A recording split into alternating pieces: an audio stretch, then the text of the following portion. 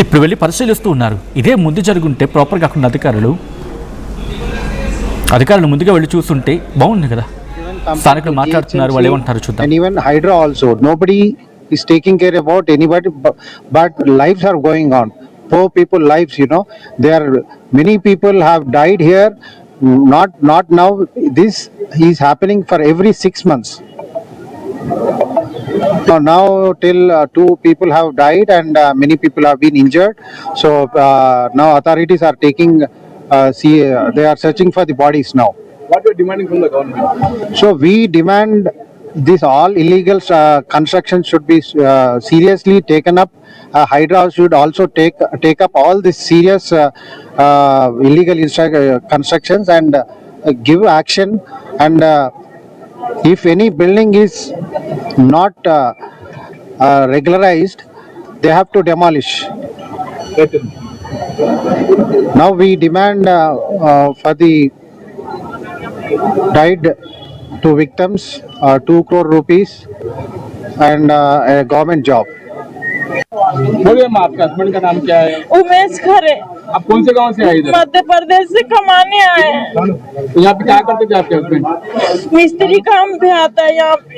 तो बिल्डिंग गिरने से क्या हुआ, गुजर गए क्या हुआ? मैं देखी भी नहीं हूँ, अभी देखने भी नहीं दे रहे हैं। कितने बच्चे हैं आपको? 3 बच्चे हैं।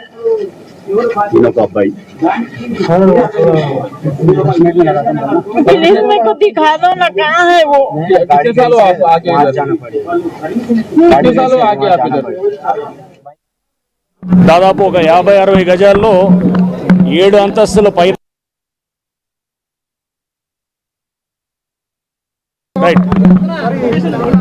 రైట్ ఈరోజు ఇక్కడ ఈ అంజయ్య నగర్ లేఅవుట్, దీంట్లో దాదాపు ఒక 50-60 గజాల్లో బిల్డింగ్ పడిపోయి దీని మీద పడ్డది. పెంట్ హౌస్ ఆల్రైట్, అధికారులు మాట్లాడుతూ ఉన్నారు, ఒకటే అంటూ ఉన్నారు. ప్రజెంట్ రెస్క్యూ ఆపరేషన్స్ మీద ఫుల్ కాన్సన్ట్రేషన్ చేస్తాం. రెస్క్యూ ఆపరేషన్స్ పూర్తయిన తర్వాత ప్యారలల్గా ఆ వ్యక్తిని, ఆ బిల్డింగ్ ఓనర్ని పట్టుకునే పనులు ఉన్నామని చెప్తున్నారు. ఇదిగో ఇదిగాడే, వీడే ఆ ఓనర్.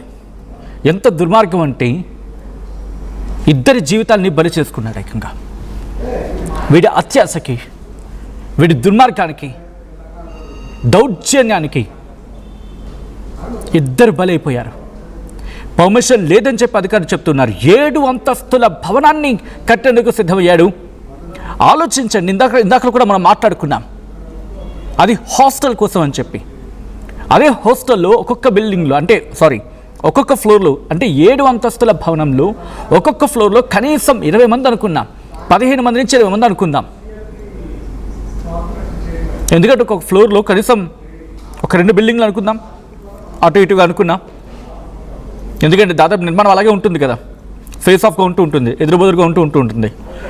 అలాంటి సందర్భంలో కనీసం లీస్ట్ కండిషన్స్లో 10 మంది అనుకున్నాం, 10 మంది నుంచి హైయెస్ట్ కండిషన్స్లో 20 మంది అనుకుందాం. అంటే 70 మంది నుంచి 140 మంది ప్రాణాలు ఒకవేళ కన్స్ట్రక్షన్ జరిగిన తర్వాత, హాస్టల్ నిర్మాణం అయిపోయిన తర్వాత, హాస్టల్ అడ్మిషన్స్ జరిగిపోయిన తర్వాత జరుగుండుంటే ఈరోజు గుట్టలుగా భౌతికాయాలు అక్కడ ఉండేవి.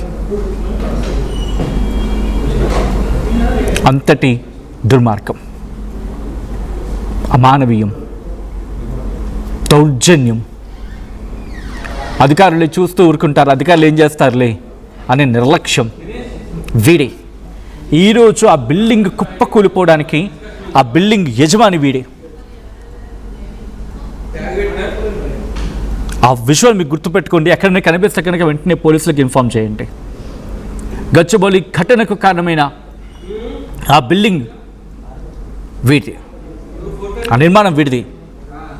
మీరు చూడొచ్చు, కేవలం ఆ బిల్డింగ్ కాదు, పక్క బిల్డింగ్ని కూడా ప్రమాదంలో పడేస్తాడు ఈరోజు. ఇందులో ఒక ఆయన మాట్లాడుతూ ఉన్నాడు కదా, బహుశా మేము అక్కడి నుంచి వెళ్ళిపోవాల్సి వస్తుందేమో అని చెప్తున్నారు. వాస్తవమే, ఎందుకంటే బిల్డింగ్ ప్రమాదంలో ఉంటే కనుక ఆబ్వియస్లీ అక్కడి నుంచి వెళ్ళిపోవాలి, ఖాళీ చేయాలి. అది మ్యాండేట్ ఇంకప్పుడు. ఎందుకంటే వాళ్ళ ప్రాణాలు వాళ్ళు కాపాడుకోవాలంటే మిగిలింది అదొక ఆప్షన్ మాత్రమే ఉంటుంది కదా ఇంకప్పుడు.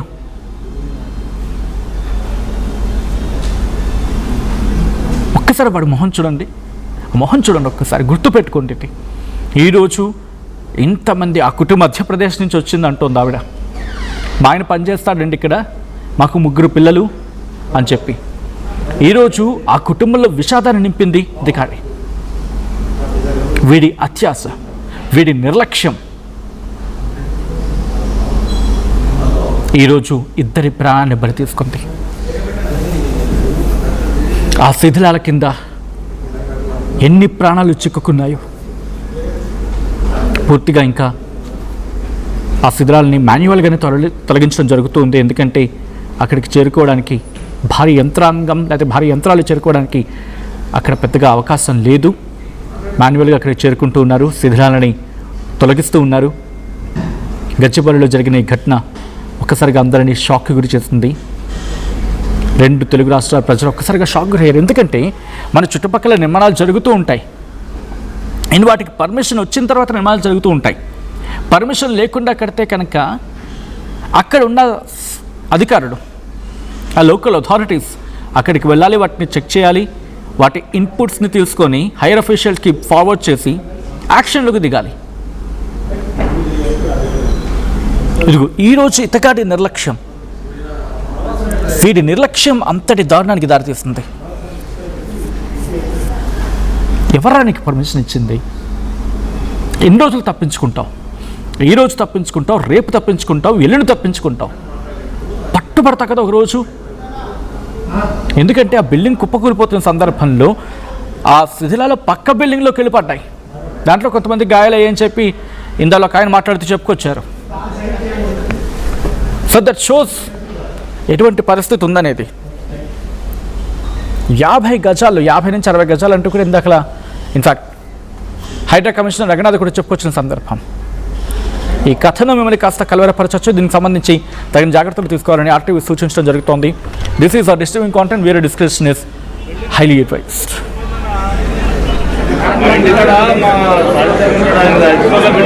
బిల్డింగ్ పడిపోయి దీని మీద పడ్డది, వైట్ ఫిల్స్ మీద.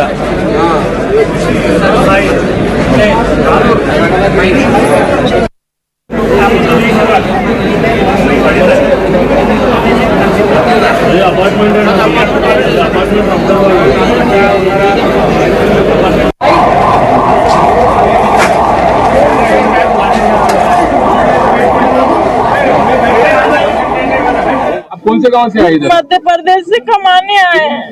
तो यहाँ पे क्या करते थे आपके हस्बैंड? मिस्त्री काम पे आता है यहाँ पे। तो बिल्डिंग गिरने से क्या हुआ, उनको गुजर गए क्या हुआ? मैं देखी भी नहीं हूँ, अभी देखने भी नहीं दे रहे हैं। कितने बच्चे हैं आपको? 3 बच्चे हैं।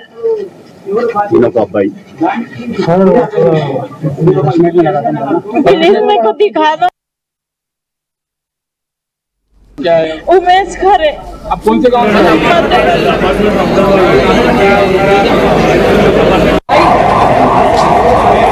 బిల్డింగ్ హైస్కూల్లో బిల్డింగ్ పడిపోయిందన్నా. ఇక్కడ మా హైస్కూల్లో బిల్డింగ్ పడిపోయి దీని మీద పడ్డది, వైట్ ఫిల్స్ మీద.